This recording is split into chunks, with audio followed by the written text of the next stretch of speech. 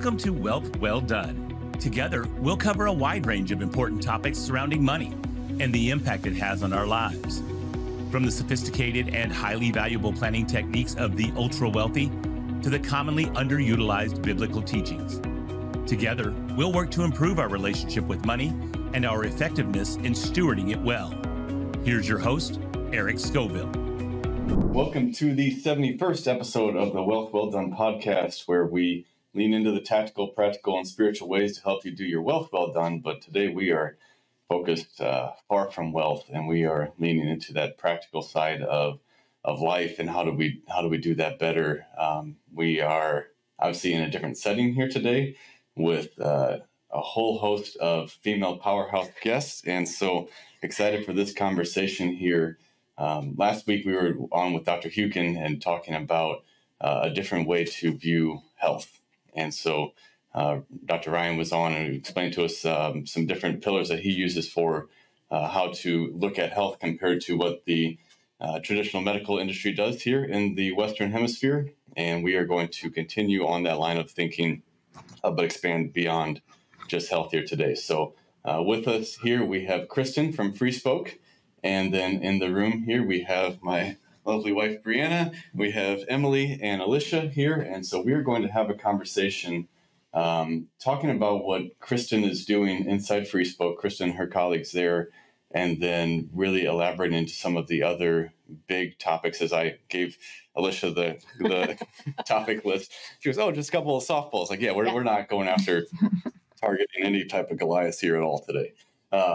So Kristen, if you would, will you please start with just a little overview of Freespoke here for listeners as they kind of get a vision of what where we're taking this conversation. Yeah, sounds great. And thanks for having me on the podcast. I just want to say, I was thinking about this. Thank you all for joining here. Like listeners, it's great that you guys listen in. Thanks for that. But I really more so mean that to the four of you in here for coordinating schedules and stepping away from your lives to come and do this. I really appreciate it. Mm-hmm.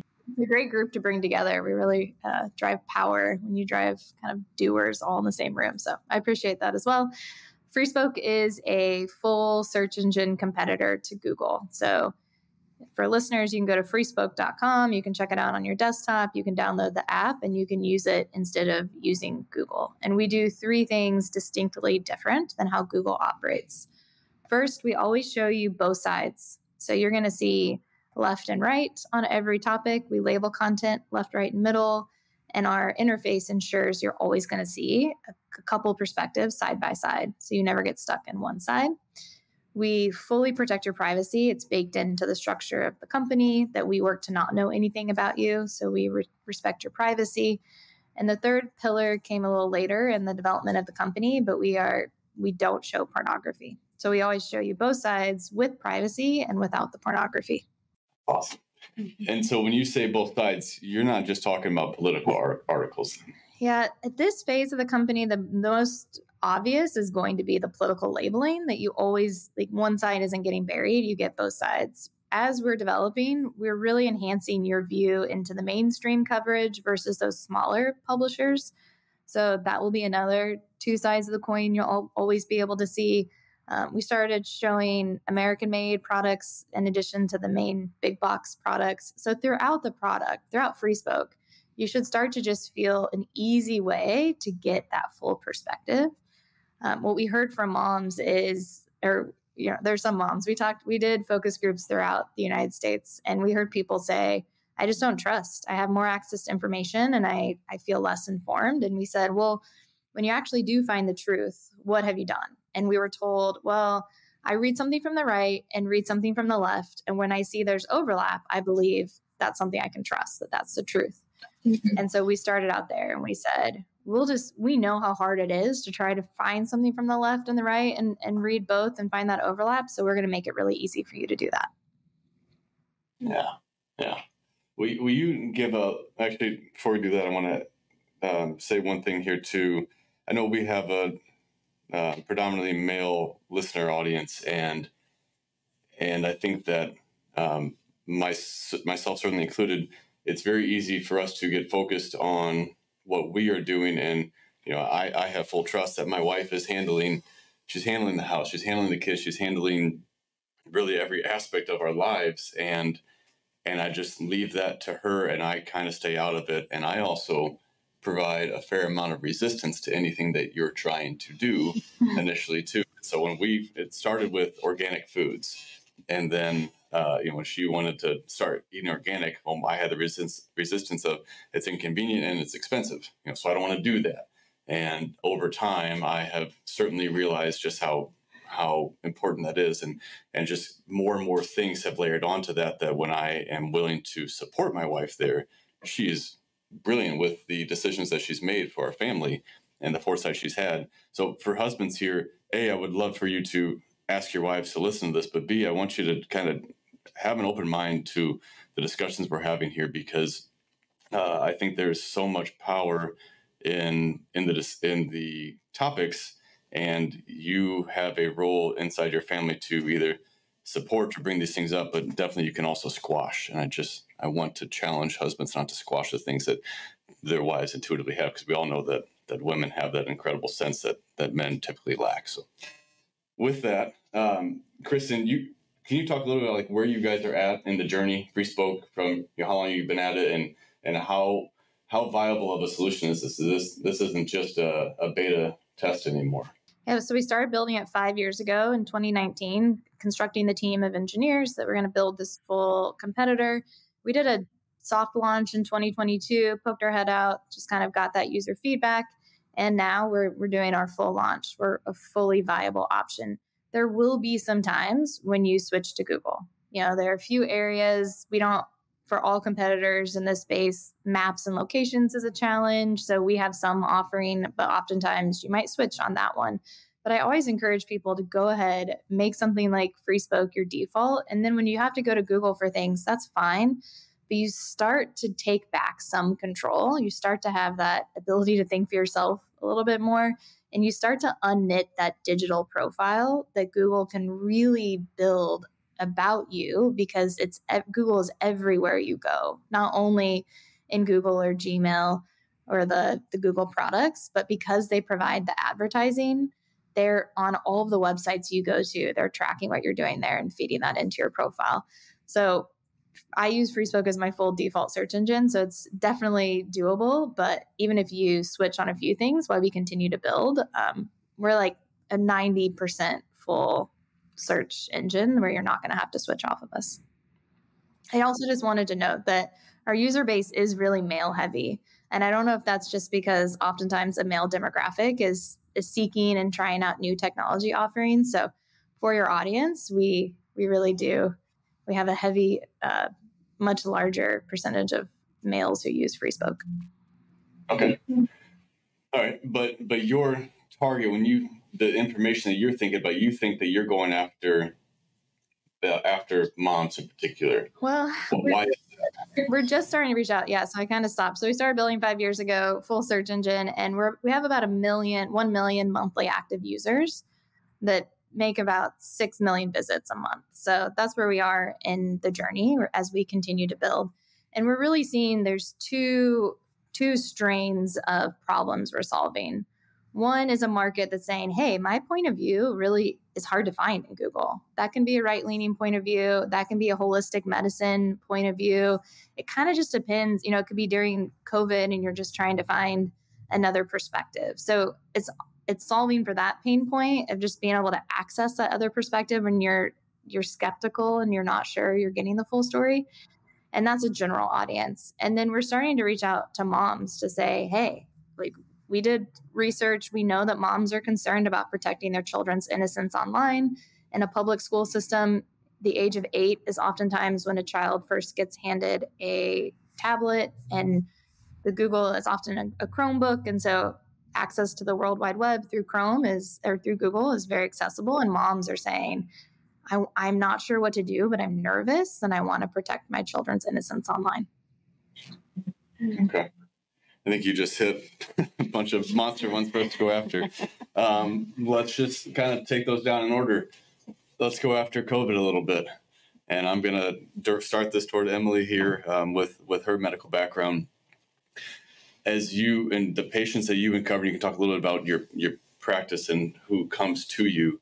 But what were you experiencing during COVID, the initial fear and then the ongoing, the lingering of this, and hey, take your sixth booster, and how can you describe what you went through, how you found your information, and kind of what your patients were dealing with too? Yeah.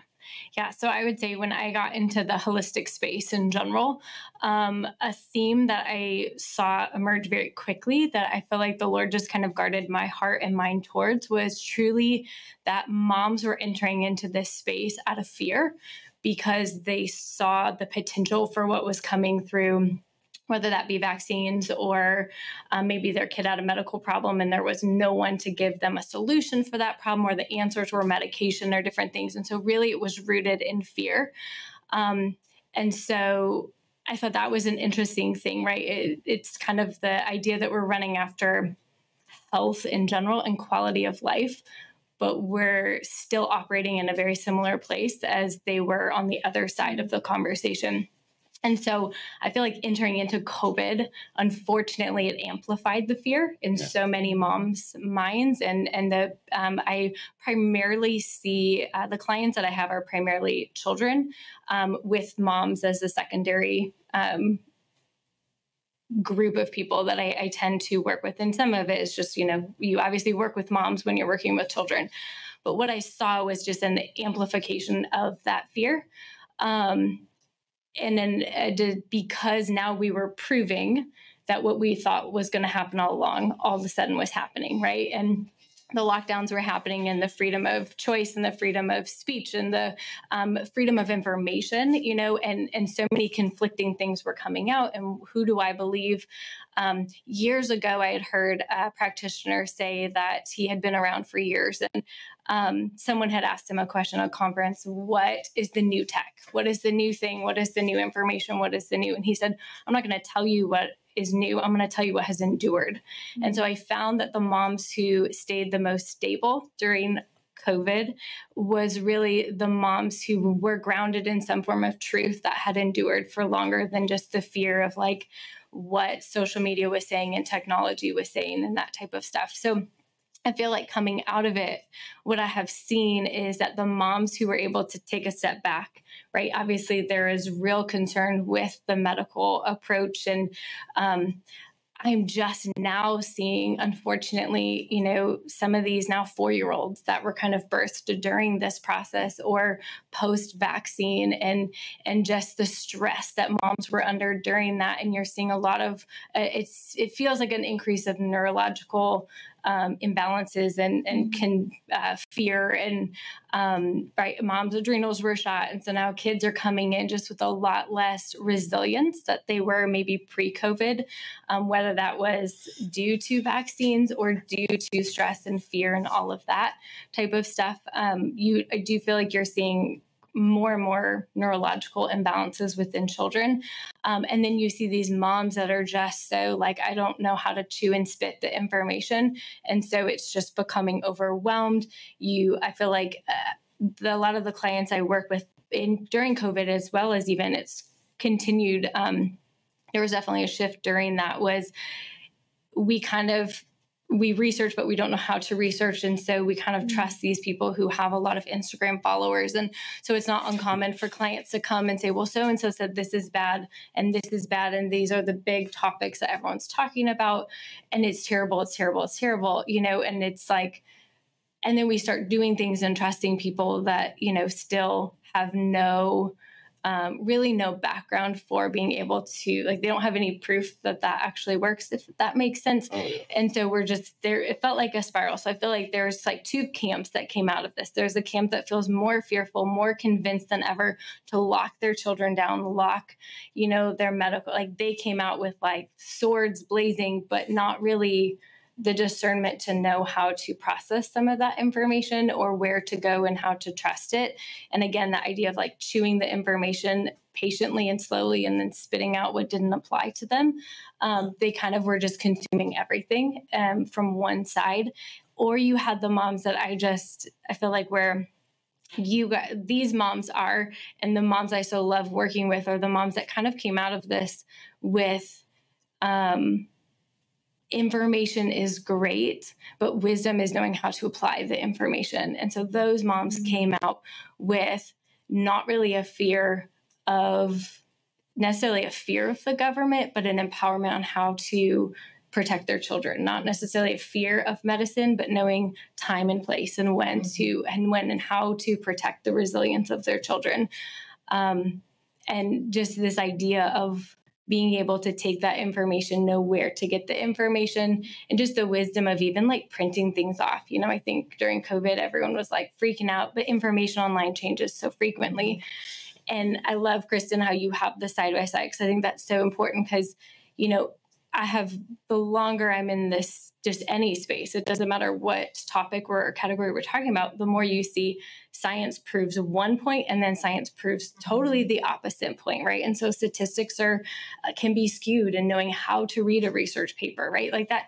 Obviously, not every mom is going to do that, but the ability to take the information and really not be afraid to hear both sides. Right. The information to say, I'm going to hear this side, but I'm also want to make sure that I'm able to understand this side as well. And what a better way to combat the truth or be able to articulate the truth when you know what the other side is fighting for and what their conversations are. Did that answer your question? Yeah, absolutely. Okay. No, Krista, I just was thinking, like, even as we were talking about the left and right side of articles, but even to the health side of things, for someone to go in and seek both sides of this, you know, holistic versus, you know, a Western medicine approach, I think, like, how much more informed and empowered would they be? Bree, you have done a lot of that, of seeking both and trying to understand, you know, where's the motive in some of this? Yeah. And that's, I think, to your point, like when you're talking about like the research done, is looking at, okay, well, who's funding the research too? And is there like an ulterior motive in an outcome? And that just takes, I think, digging and going into the weeds, which, you know, at this point in my life, I don't feel like I have a ton of time to get into the weeds with a lot of things. And so like relying on an independent source like Freespoke, I think would be incredibly beneficial for a lot of moms. But then again, it's, you know, trusting that, you know, you as a source too. And so I think, to Emily's point again, being able to look at both sides and discern in your own spirit what you are agreeing with yourself. And it's not like, what is your truth? It's, you know, taking that information and applying it to God's truth and, you know, inviting the Holy Spirit too into those decisions and letting that guide. Yeah. And that's where I think a spiritual life is very important in, like, I guess, just the times that we are living in, not any time. But just, yeah, I think I think what you're saying here, and I'm pointing to my Bible description, I've got Isaiah 41 up, because I know that we'll come back to that. But the concept of taking not my truth, but hearing both sides here and then applying to God's truth, the Ozempic thing, and I don't know, are you pretty familiar with that? Okay, so you got Ozempic, and it's a weight loss type drug that's out there that right now is there's legislation to get that approved, to have the government fund people to be able to have this for anyone who qualifies under, you know, some of their terms, which was 74% of Americans would qualify to have the government pay for that. And so, okay, so we have this drug, which is, you know, coined as a miracle drug, a miracle pill here that's going to just take care of everyone's weight problem. And then inside of that, but we have to go back to what God's truth says. Like you were just saying, like God's truth gives us guidance here. There's nowhere in the Bible is there a magic pill for anything. There's not a magic solution for anything. It's on your knees, repentant and submitted and soaking in his word is how you get your answers and your solution. Not not this, one-off thing over here. And so I think to your point of bringing that back, bringing whatever the research is back to, does this align with God's word is really where we need to go with all of this, whether this is politics or homeschooling or medical at all. Yeah, I was thinking kind of along those lines, but when you're talking about so many people getting their information from like Instagram and thinking that, I think that comes from trying to Google it and getting all cited sources and being like, where do I go? So then you go and you find people that you feel are reliable. And I feel like the more reliable people like on Instagram direct you to go read these research articles, So I do think social media has been helpful in that way in order to direct people like, this is how you can find some independent sources. This is how you research on your own. But hopefully with something like Freespoke, that will help reroute, and people maybe won't be so dependent on Instagram, whoever they're following.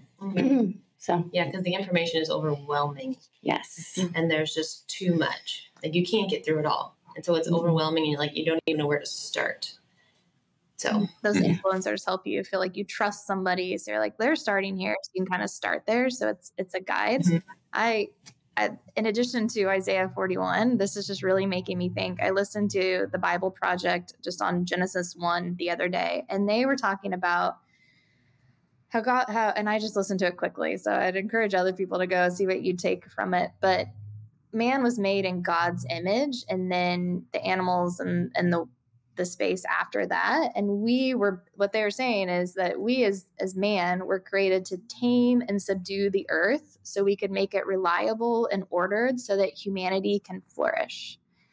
And what really, really struck me in that is we've kind of done that in the physical world, right? Like we understand how to have hunting license to keep the deer in check so we don't all die in car accidents. There is a way to order the physical world, but we have failed. We have not yet ordered the online world.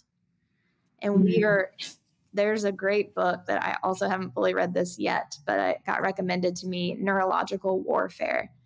And the online world right now is addicting us and coming after us. And we have more information, but we feel less informed and we don't know where to start. And it's creating this fear because I would argue the business model. So Google ordered the World Wide Web so we could go find it.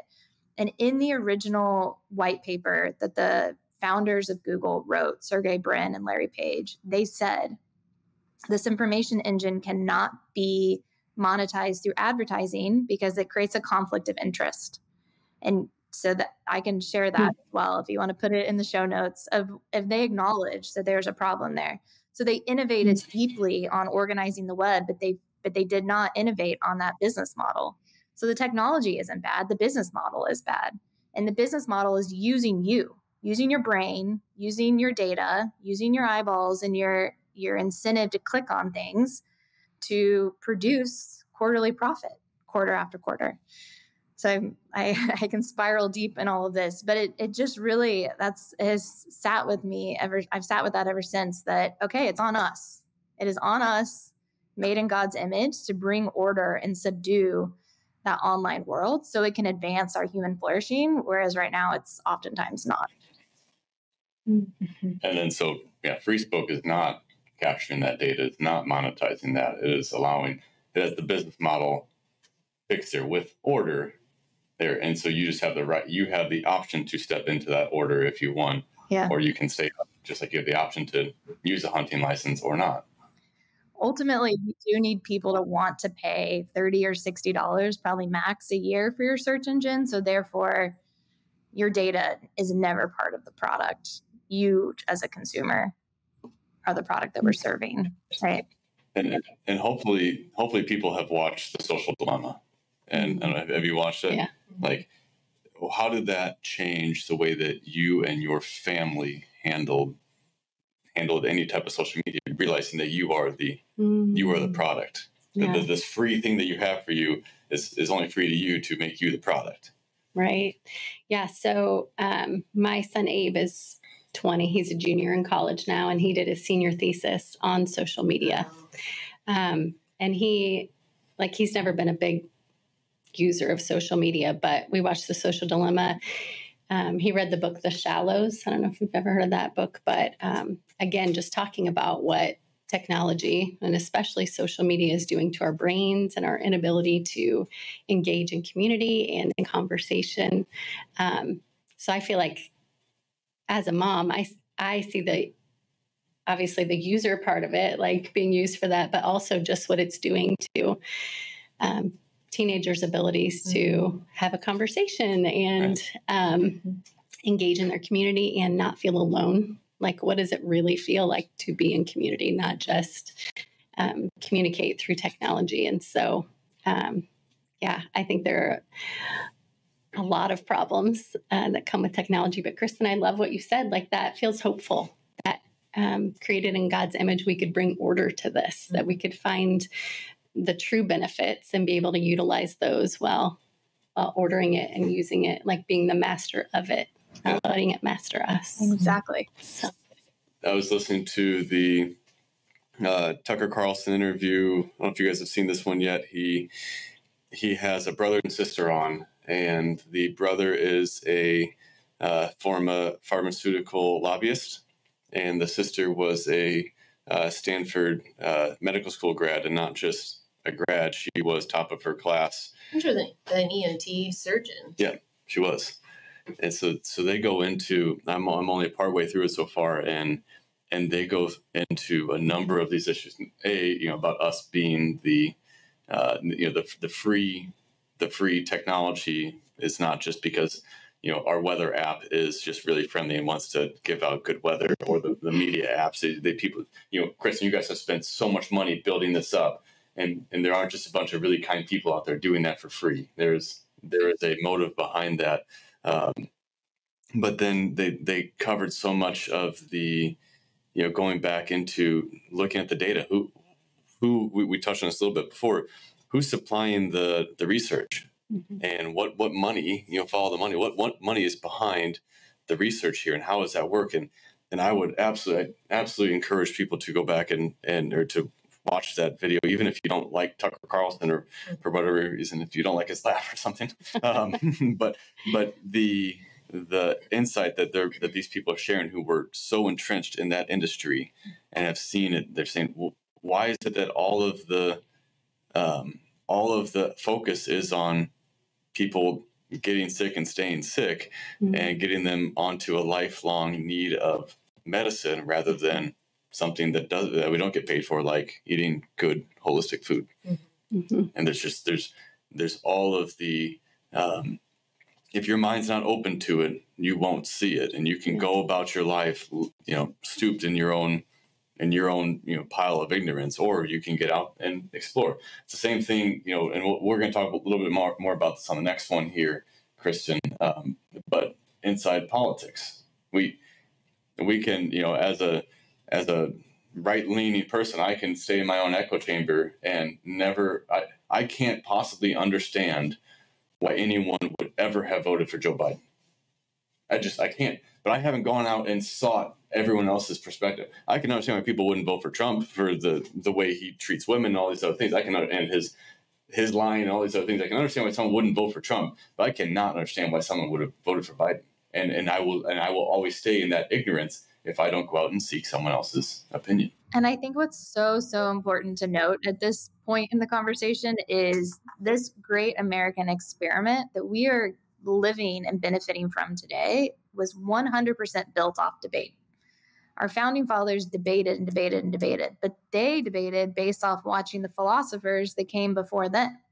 Hobbes and Locke and Rousseau and Nietzsche, they debated and debated and deeply understood and debated. And then Jefferson and Adams, how are we going to set up this government? How are we going to represent people? There are two distinct ways of thinking about that. But that deep debate led us to where we are today. And one of my favorite, there's an NPR article, Justice Scalia had passed away and Justice Ruth Bader Ginsburg was being interviewed. And she said, we were best buddies. And she referenced this one time when Scalia had published his argument before she had finished hers. And she said, I had to go back and rewrite mine. And it wasn't because she took his point of view. They had a diametrically opposed way of solving the nation's problems. But reading his argument made her argument stronger on her side. And we as a nation benefit from that debate. So if you're just going to sit in your echo chamber and tout off on social media about one-sided point of view, you're not actually advancing anything of value. Yeah. Yeah. Mm. Just, I think maybe to bring some, wrapping up a little bit more on the medical side of this, I think that's such a critical component here. And Kristen, you might have stats on this about the amount of advertising that big pharma does, and that step in if you want to on that. I know it's huge. Tucker was sharing some of that, and I know it's something like 80+% of the advertising dollars for television ads are in that realm, and those numbers could be off, but either way, it's dramatic. To the idea of getting a different perspective, RFK Jr. is out there bringing a lot of publicity to the idea of vaccines and the potential problems with that. Emily, how would you suggest people try to go about learning more about that, and to not stay, well, I don't like RFK, he's kind of off his rocker, or I grew up in medicine, or I am in medicine now, whatever that might be? How would you suggest someone tries to go about to get an open mind? Yeah, I feel like that's a really big question. And the reason I say it's big is because my approach to medicine is very, very bio-individual, right? So what works for someone may or may not work for someone else, and really trying to look at the person as a whole and the individuality of how God created them and the experiences they've had. And so with that also comes, I think that there's the medical side of it, but then we also know there's a very immaterial part of what makes somebody them and what makes them tick. And so that approach might be different depending on how that person's mind works, or, how their life experience has been. I would say one of the questions I always ask my clients is, what do you want? And so I love when Jesus, asked the blind man, like, what do you want me to do for you? And it seems so obvious to us, right? He wanted sight, he was blind, right? But the idea that so often we don't even know what we want.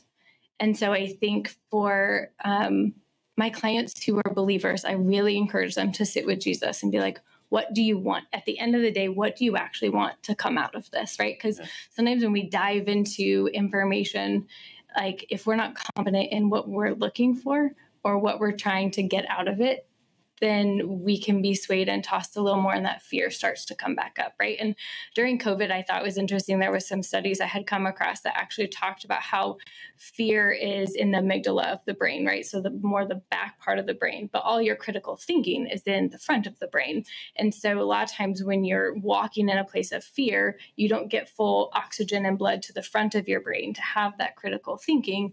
And so this idea that you can never heal or learn information or critically think or debate or anything when you're in a place of fear, right? You hold your breath, oxygen doesn't flow to your brain, and now all of a sudden you can't actually, you just, again, feel like you're just in a swirl, right? So I feel like in some ways, that's where I think that for those who are like, I'm curious and want to step in, I think that's a great starting point to know what your capacity is to handle. I think this might be a little bit off your question, but I think that there is should be a real protection around moms, because we all of a sudden think that there's this whole new Proverbs 31 woman who has to homestead and sourdough and homeschool her family and be in holistic care and know all the research and spend hours, protecting her kids from all these things. And that's just not realistic.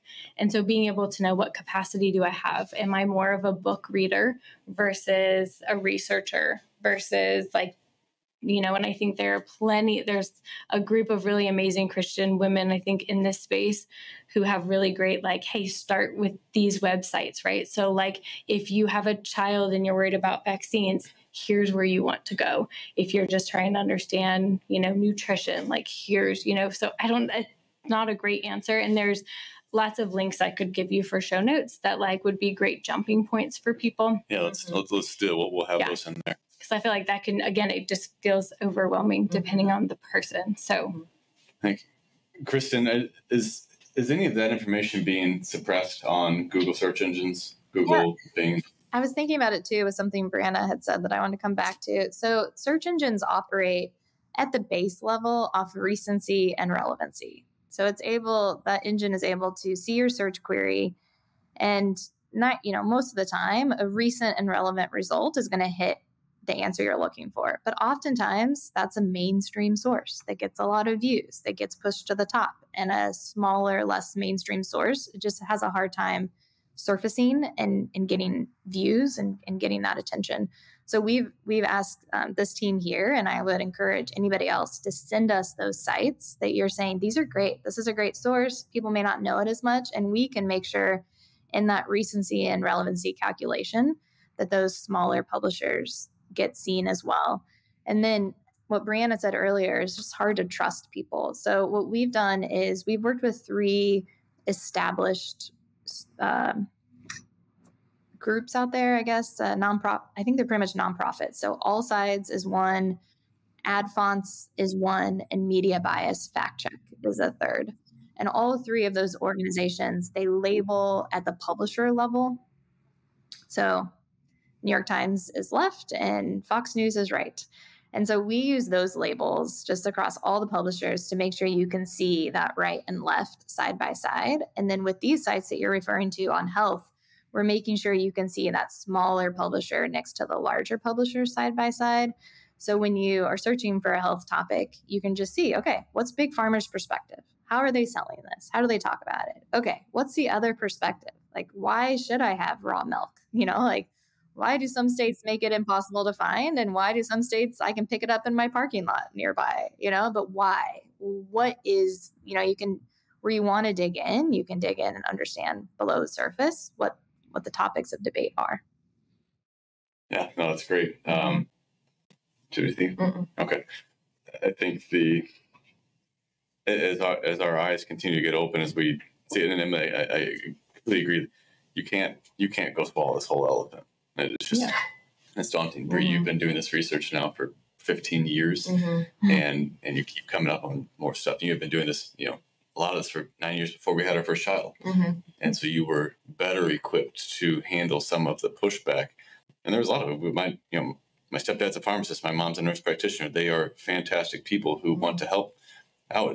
And so to try to say, like, we're going to go against the grain, there is a natural resistance that you have to overcome in order to do that. And so you can't do this all in one shot.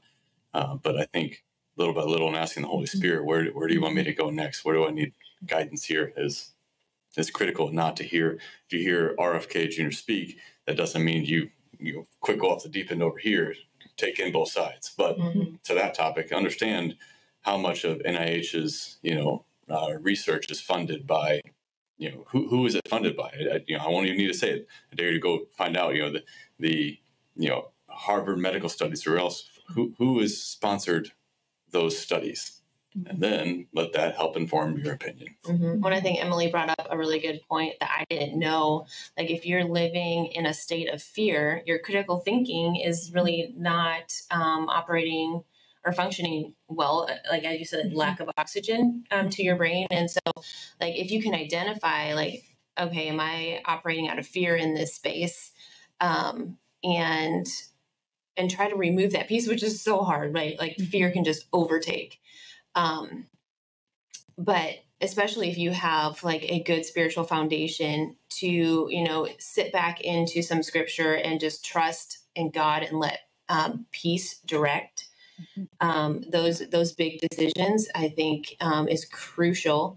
But yeah, I just wanted to bring up that point, like to just try and remove fear out of making a decision in your research, and just trying to come at it with an open view of both sides, and then letting that piece guide you and inviting God and the Holy Spirit into that decision. So I thought that was very enlightening. I just want to second that. I had those exact same thoughts where like if fear is driving, something's off. So Where can you take a deep breath to the Holy Spirit and then see both sides and move forward?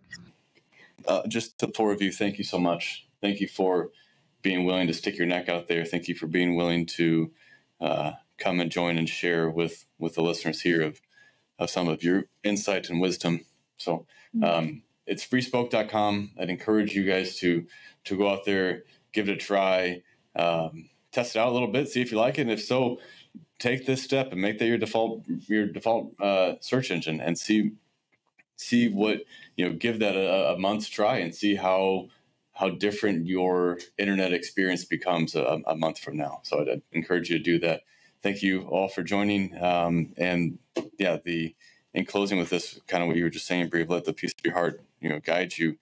There's too much information to try to take in, and you're not going to be able to know. It's just like, honestly, did Jesus really resurrect from the grave or not?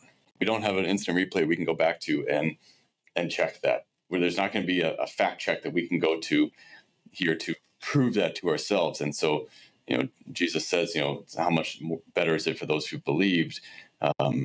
And part of that, so it's a belief, but then he tells us that he gives us the Holy Spirit to let the peace of our heart guide us in those decisions. And so as you're researching any of this stuff, I'd encourage you to very slowly and prayerfully consider this and let that peace guide your decision making.